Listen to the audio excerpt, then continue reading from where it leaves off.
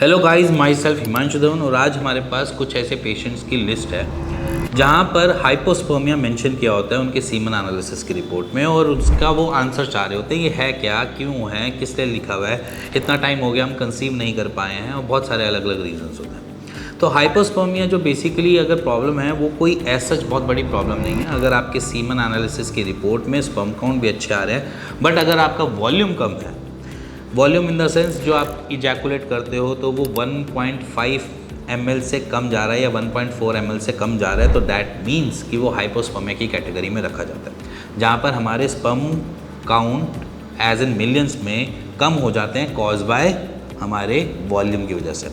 तो वॉल्यूम हमारे लिए पर्टिकुलरली बहुत मैटर करता है, कंसीव के पार्ट में भी देखा जाए या फिर बेसिकली जब हम इजैकुलेट करते हैं तो कंसीव में सर्विक्स तक आगे तक पहुंचने के लिए या इवन पूरे फेलोपियन ट्यूब तक जाने के लिए उसका वॉल्यूम मैटर करता है। जितना ज़्यादा वॉल्यूम उतना ज़्यादा स्पर्म काउंट उसमें अवेलेबल और उसी के साथ हम आगे कंसीव कर पाते हैं। तो बेसिकली आप समझना कि हाइपोस्पर्मिया होता किस रीज़न की वजह से।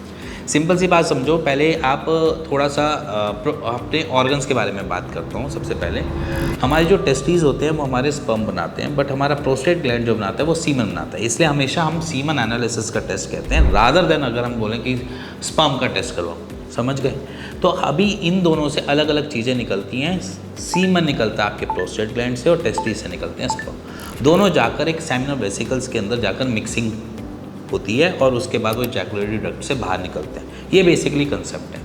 अब इसमें क्या होता है कि सीमन जो है वो प्रोस्टेट ग्लैंड अगर लैक कर रहा है आपको बनाने के लिए, तो यहाँ पर हमें दिक्कत आती है कि हमारा वॉल्यूम कभी बढ़ेगा नहीं या दिक्कत आएगी या वॉल्यूम ढंग से बन नहीं पाएगा। या दूसरा कि चलो भैया ठीक है, समझ गए कि हम यहाँ पर हमारा प्रोस्टेट ग्लैंड बिल्कुल परफेक्टली वर्क कर रहा है, बट दूसरी एक कैटेगरी आ जाती है जहाँ पर हम रेट्रोग्रेड इजैकुलेशन की बात करते हैं। रेट्रोग्रेड इजैकुलेशन क्या है बेसिकली कि मान के चलो आपके सारी चीज़ें सही बन रही हैं बट एक कहीं ना कहीं ब्लैडर में कहीं एक ऐसी जगह है जहाँ पर आपका जो सीमन आप जब इजैकुलेट करते हो वो ट्रांसफ़र हो जाता है टूवर्ड्स आपके यूरिनरी ब्लैडर की तरफ, जिसकी वजह से कभी कभार हमें पेशाब करने के बाद हमें दिखता है कि वो दांत सी गिर रही है या कुछ घात आ रही है, ऐसा हमें प्रतीत होता है। सो बेसिकली अगर कुछ भी ऐसा आपकी बॉडी के अंदर चल रहा है तो ये आपके वॉल्यूम को कम कर रहा है और प्रोस्टेट ग्लैंड अगर आप बना भी रहा है तो वो रेट्रोग्रेड होकर दूसरी तरफ जा रहा है। सो बेसिकली फंडा ये कहता है कि अगर ये चीज़ आपके शरीर में है तो ये आपको दिक्कत देगा एज इन कंसीव के पार्ट में, एज इन प्रेगनेंसी में।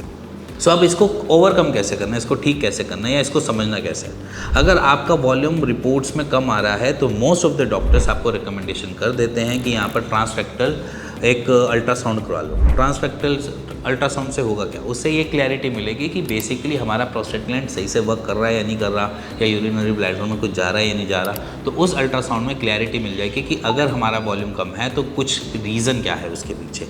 रीज़न जहाँ पर आप थोड़ा फाइंड आउट कर लेते हो तो वहाँ पर बहुत सारी अलग अलग प्रैक्टिसेस हैं जिसकी वजह से आप अपनी इन सारे वॉल्यूम्स या अगर बात करी जाए तो उसको अब कर सकते हो।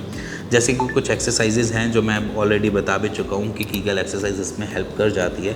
रेट्रोग्रेड इजैकुलेशन में भी कुछ कीगल एक्सरसाइजेज वर्क कर जाती है, तो वहाँ पर हम कीगल एक्सरसाइज को इंट्रोड्यूस कर सकते हैं as in day to day की रूटीन में, जिसकी वजह से आपका वॉल्यूम बढ़ सके। दूसरा, अगर आपके प्रोस्टेट ग्लैंड में कोई इशू आ रहा है तो वहाँ पर मेडिकली कुछ हेल्प देकर उसको कवर अप किया जा सकता है, उसके वॉल्यूम को बढ़ाया जा सकता है। या अगर हम डे टू डे की रूटीन में देखें, अगर मेरा लाइफस्टाइल में डिहाइड्रेशन ज़्यादा है, मतलब मैं डिहाइड्रेटेड रहता हूँ, तो भी मेरा वॉल्यूम कम हो सकता है। तो उस पर भी हम वर्क किया जा सकता है एज एन आपकी लाइफस्टाइल को पूछ के समझ के और वहाँ पर कुछ एड ऑन्स करके, एज एन वाटर इनटेक बढ़ाना है या कोकोनट वाटर बढ़ाओ या कुछ पियो ऐसा जिसकी वजह से आपका वॉल्यूम अपने आप ही अपग्रेड हो जाए, बढ़ जाए, जिसकी वजह से आपको प्रेगनेंसी या कंसीव करने में कोई दिक्कत ना आए और आपको कोई भी ऐसे हाइपोस्पर्मिया की नेक्स्ट रिपोर्ट देखने को ना मिले। सो बेसिकली फंडामेंटल क्लियर है, ठीक हो सकते हो और थोड़ी सी मदद लगेगी आपकी भी और थोड़ी मदद लगेगी मेडिसिन की जो आपके आसपास के डॉक्टर भी दे सकते हैं। इसी के साथ अगर आपको कुछ भी जानना है, समझना है या कोई भी ऐसी क्वेरीज रहती हैं आपके दिमाग में, जहन में,